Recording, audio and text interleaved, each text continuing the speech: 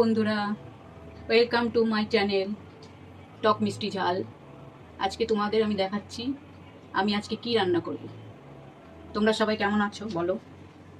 আশা করি সবাই ভালো আছো। ঈশ্বরের কাছে এই প্রার্থনা করি সবাই ভালো থাকো, সুস্থ থাকো। সুস্থ থাকাটা সবার খুব জরুরি। ঠিক আছে, এবার আমি দেখাচ্ছি আমি কি আজকে রান্না করব।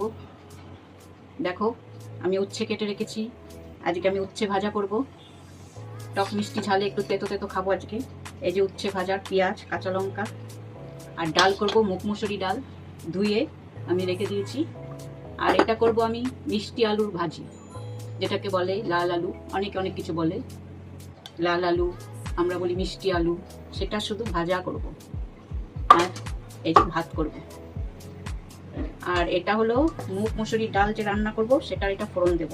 আদা, রসুন, পেঁয়াজ, তেজপাতা, শুকনো লঙ্কা। তাহলে এখন আমার